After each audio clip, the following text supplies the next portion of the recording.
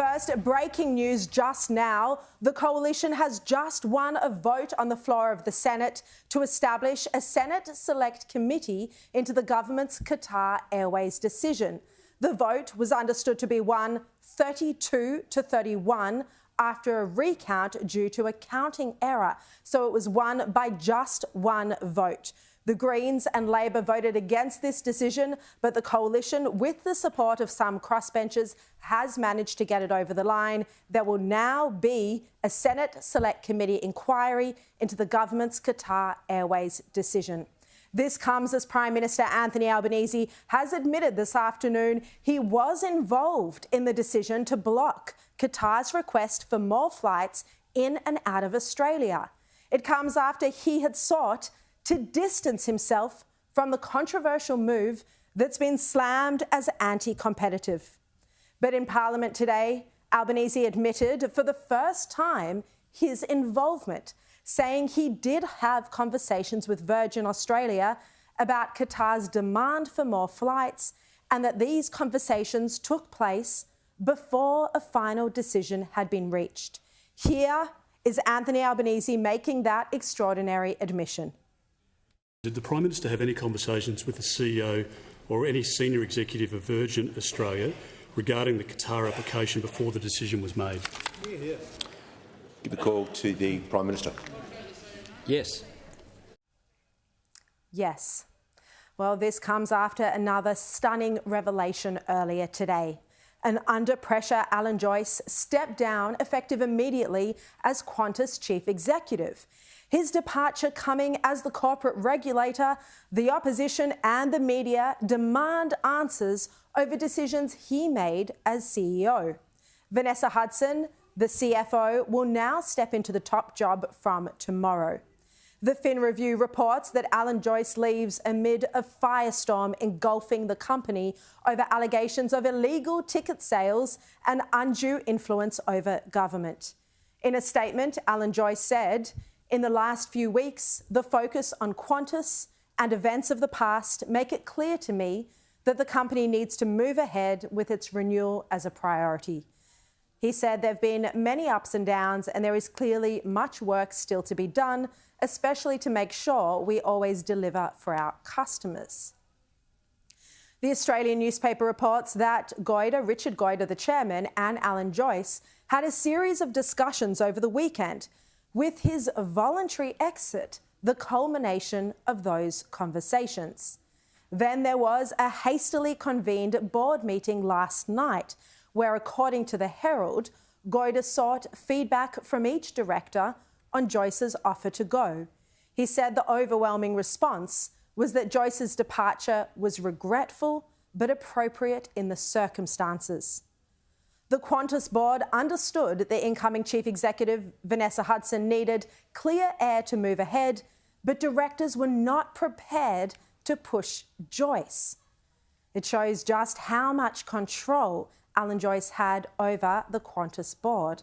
The Herald's Elizabeth Knight wrote that the chief executive had become, in her words, toxic. She writes that this is not the legacy Joyce would have wished for himself. He would rather be remembered as the person who managed a Herculean turnaround in performance of the airline to produce a record profit nudging $2.5 billion. Well, Joyce has spent 22 years at the airline, 15 as chief executive, but now questions over his golden handshake, reportedly up to $24 million. These details are still to emerge over the next week. And Qantas chairman Richard Goyder is facing questions over Joyce's massive pay package.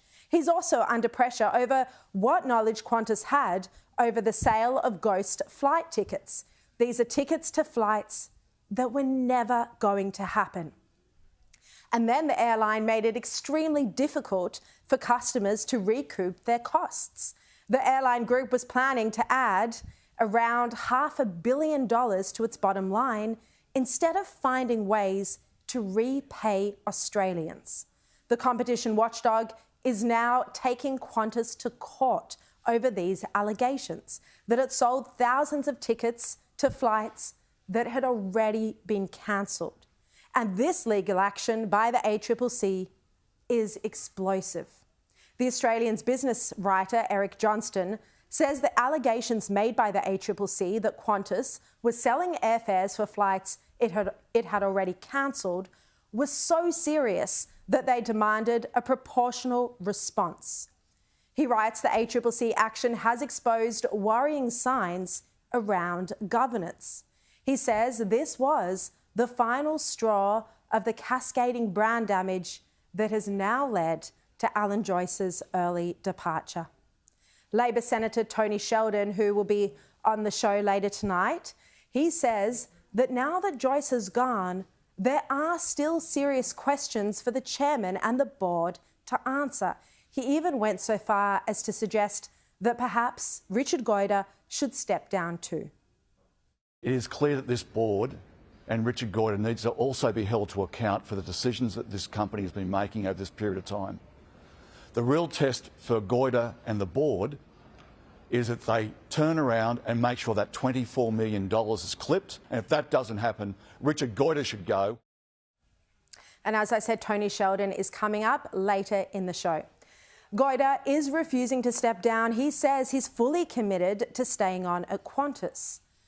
But journalist Joe Aston made the point last night on the program that when he started raising questions in his columns about Qantas's conduct, Goyder seemed more interested in shutting down his reporting rather than asking questions about what was unfolding, what was going on. Have a look. The amazing thing to me is that the chairman of Qantas was reading these articles about what was going wrong at Qantas, and instead of saying, maybe we need to look into some of this, he was saying, OK, we've got to shut this down. I mean, that tells you a lot about their mindset. And part of his move to try and shut it down was going in to see the senior editors at the Australian Financial Review to complain about the reports. And Qantas also removed the Australian Financial Review from its lounges. Well, reacting to the news of Alan Joyce's early departure when it broke today, former Labor Minister Stephen Conroy agreed that the board did still have some crucial questions to answer. It doesn't resolve some of the very serious issues that Qantas are facing at the moment, the issue around the credits and people's ability to redeem the credits, selling on flights that were never going to take place. I think that is a shock to Australians. And then there's questions around the remuneration of Alan Joyce and whether or not he should receive, I think there's a $4 million short-term bonus. Were the board aware of those potential charges by the ACCC when they allowed him to sell his Qantas shares? Many questions remain for the Qantas board and two for Anthony Albanese.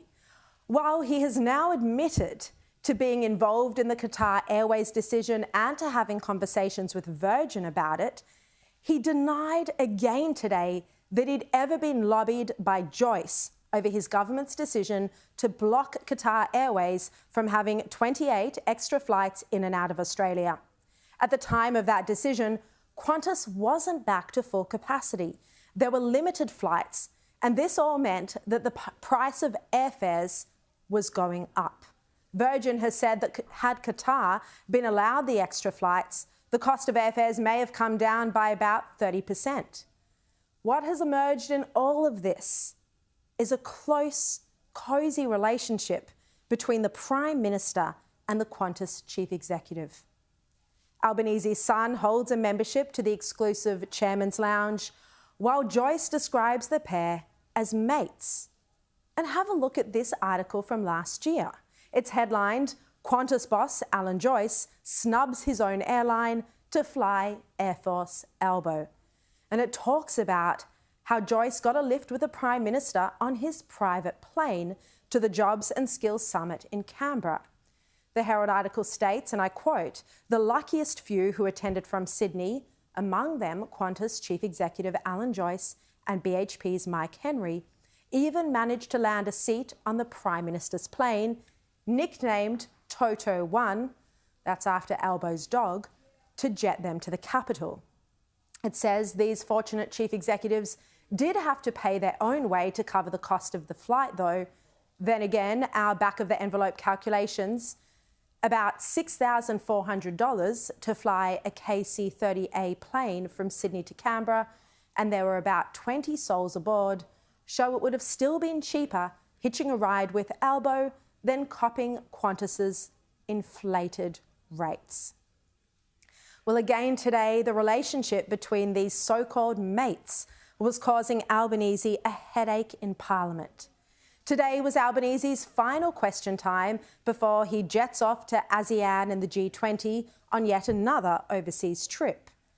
He'll be relieved to fly out of Australia as he faces interrogation over decisions made by his government to the benefit of the airline. The call to the Chief Opposition Whip. Thank you, Mr Speaker. My question is to the Prime Minister. Did the Prime Minister have any conversations with the outgoing Qantas CEO or any other senior executive of Qantas regarding the Qatar application before the decision was made? If so, on what date or dates? Give the call to the Prime Minister. No.